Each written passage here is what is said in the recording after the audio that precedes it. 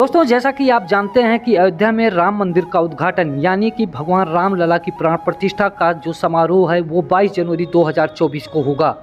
ऐसे में देश विदेश से जो राम भक्त हैं, श्रद्धालु हैं, दान स्वरूप अपना अपना सहयोग अयोध्या में आकर के राम मंदिर ट्रस्ट को सौंप रहे हैं। दोस्तों, इसी क्रम में आज राजस्थान के जोधपुर से करीब 600 किलो शुद्ध देसी घी जो गाय का है वो आज कारसेवकपुरम में पहुंचा। और ख़ास बात ये है कि ये जो देसी घी अयोध्या कारसेवकपुरम में पहुंचा है, ये जोधपुर से बैलगाड़ी से लेकर के अयोध्या लाया गया है। दोस्तों, तस्वीर में आप देख सकते हैं कि किस तरह से ये बैल जो हैं वो नंदी रथ को खींचते हुए लेकर के कारसेवकपुरम के अंदर में प्रवेश कर रहे हैं और इस पर करीब 600 किलो शुद्ध देसी घी जो गाय का बना हुआ है वो इस पर लदा हुआ है। यहाँ आकर के अभी ये जो घी है ये राम मंदिर ट्रस्ट के महासचिव जो हैं चंपत राय जी, उनको सौंपा जाएगा। दोस्तों, इस 600 किलो घी को एकत्रित करने में कितना समय लगा और जोधपुर से ये घी बैलगाड़ी से ही क्यों लाया गया, इन तमाम सवालों को जानने के लिए आप हमारा पूरा ये वीडियो देखिए। आगे हम राम मंदिर ट्रस्ट के जो कोषाध्यक्ष हैं उनकी बात भी आपको सुनवाएंगे। साथ ही जो संदीपनी महाराज हैं जो जोधपुर से इस घी को बैलगाड़ी से लेकर के आए हैं, उनसे भी हम बात करेंगे। वीडियो आप देखते रहिए। वीडियो में आगे आप देखेंगे कि संदीपनी महाराज जो हैं वो किस तरह से बता रहे हैं और इसका कारण क्या बता रहे हैं। उन्होंने बताया था कि 9 साल से घी एकत्रित किया जा रहा है, लेकिन सवाल उठता है कि जब फैसला 3 साल पहले आया तो 9 साल पहले से ही घी कैसे एकत्रित किया जा रहा था। इन तमाम सवालों को जानने के लिए दोस्तों आप हमारा ये पूरा वीडियो देखिए और इस वीडियो पर बने रहिए।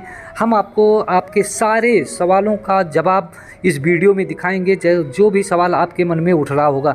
तो दोस्तों, आप पूरा ये वीडियो हमारा देखिए और जानिए कि आखिर इसका रहस्य क्या है कि ये 600 किलो जो शुद्ध देसी घी है वो बैलगाड़ी से जोधपुर से अयोध्या क्यों लाया गया और इतना ज़्यादा भारी मात्रा में घी एकत्रित करने में कितना समय लगा। इन सारे सवालों का जवाब जानने के लिए आप हमारा ये पूरा वीडियो देखिए।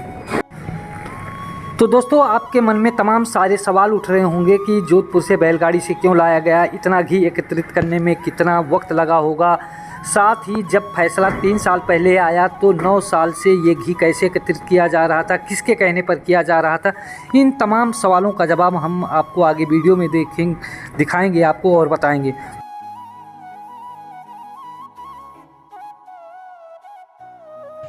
आज प्रातःकाल की बेला में यहाँ पर जोधपुर की पावन धरती से गौ माता का घृत बहुत बड़ी मात्रा में भगवान श्री राम की सेवा के लिए पहुँचाया गया।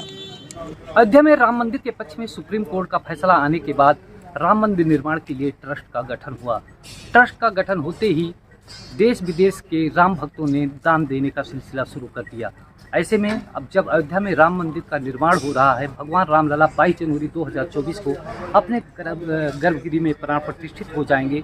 तो ऐसे में जब जोधपुर जो राजस्थान का स्थान है वहाँ से 600 किलो घी, देसी घी, गाय का देसी घी बैलगाड़ी से अयोध्या पहुंचा है, जहां पर इस यात्रा को इस यात्रा का स्वागत ट्रस्ट के महामंत्री चंपत राय ने किया।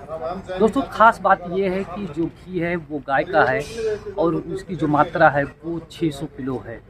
सबसे खास बात यह है कि आज सुगम यातायात के साधन के होते हुए भी ये घी बैलगाड़ी से अयोध्या पहुँचा है।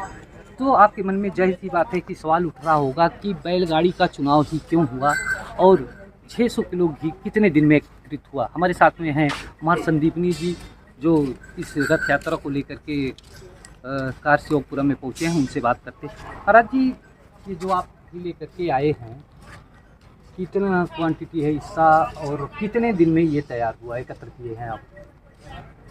जय श्री राम।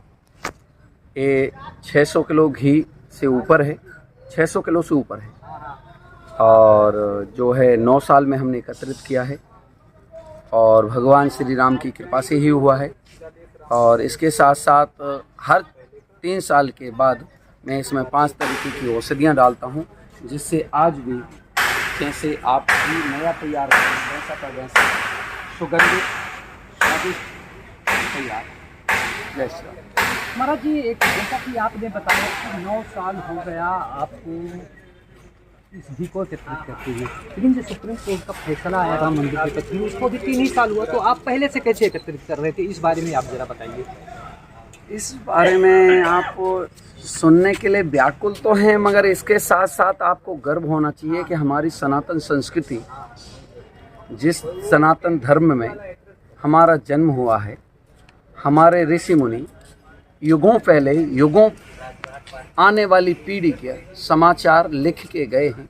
तो यदि मुझे मेरे भाई ने पहले से सूचना दे दी और बिल्कुल यही कहा दावे के साथ, मरने से पहले अयोध्या राम मंदिर, रामलला मंदिर बनेगा और तुझे इस घी को भगवान श्री राम लला के कार्य में संपन्न करना है और पहुंचना है।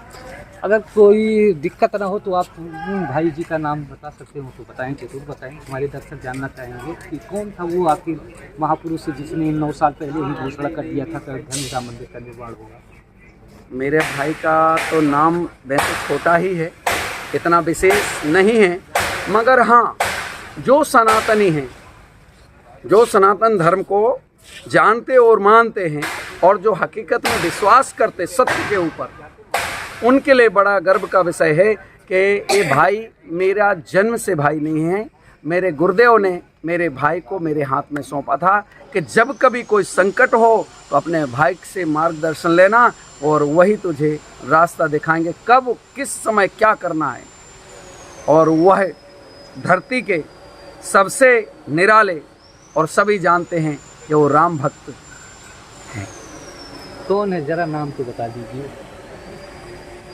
नाम बताने के लिए भक्त शिरोमणि यदि कहा जाए, वैसे रामचरितमानस में उनका वर्णन आता है भक्त शिरोमणि, और भगवान श्री राम ने भी कहा है भक्त शिरोमणि, और भी अन्य अन्य संतों ने, ऋषि मुनियों ने कई बार कहा है भक्त शिरोमणि। उनका नाम है अंजनी सुत, पवन सुत, वीर बजरंगबली, बाल हनुमान, मित्र हनुमान, सखा हनुमान, अंजनी लाल। अच्छा, तो आप हनुमान जी की बात कर रहे हैं कि जिन्हें अयोध्या का कोतवाल कहा जाता है और ये मान्यता है कि आज भी जीवंत रूप में जो है हनुमान जी अयोध्या में विराजमान है। दूसरा सवाल जो हमारे दर्शकों के मन में है कि आज ट्रक, बस, ट्रेन और सारी जैसी सुविधाएं उपलब्ध हैं, यातायात के साधन, सारे साधन मुहैया हैं, आपने बैलगाड़ी का ही चुनाव क्यों किया? बैलगाड़ी का चुनाव कुछ खास वजह है जिसको हम भूल गए। हमारी पीढ़ी, आने वाला समाज, आने वाले बच्चे भूल चुके हैं, जिसको आज युगों से हम जानते हैं कि हमारा जीवन ऋषि परंपरा से जुड़ा है। और पहली बात, आप मानो या ना मानो, मगर मानना ही पड़ेगा। मैं दावे और गर्व के साथ कहूँगा कि आपको इस विषय को मानना ही पड़ेगा कि आप भगवान के अंश हो। आप भगवान के अंश हो, रोम रोम से आपका जन्म हुआ है। आप ऋषि मुनियों की संतान हैं और आप किसानों की संतान हैं। आप किसी डॉक्टर, वकील, मास्टर इनकी संतान नहीं हो, आप भगवान की संतान हैं।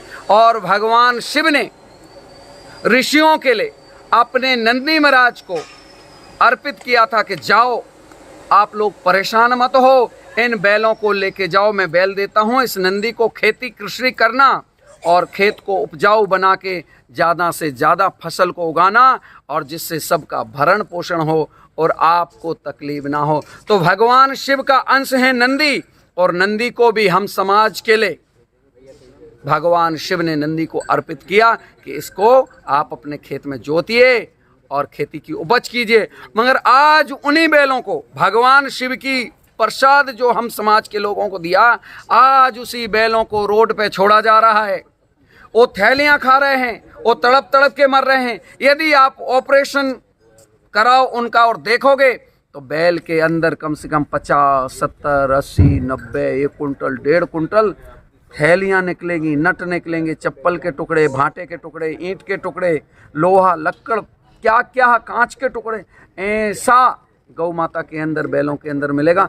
गौ माता की आयु है 22 वर्ष, मगर 6-7 साल में ऐसे लगता है जैसे आज इस 20-25 साल की हो चुकी है। बिल्कुल, तो कहने का मतलब ये है कि आप सनातन परंपरा का निर्वाह करने के लिए बैलगाड़ी का आपने चुनाव किया। जी हाँ। अयोध्या में राम मंदिर का निर्माण सनातन धर्म के पुनरुद्धार का निर्माण माना जा रहा है, तो वहीं दूसरी तरफ जो ये रथ यात्रा यहाँ पर आई हुई है, महाराज जी का कहना है कि ये सनातन परंपरा का निर्वहन है, जो आज की पीढ़ी जो है भूल चुकी है, उनको याद दिलाने के लिए बैलगाड़ी का चुनाव किया गया।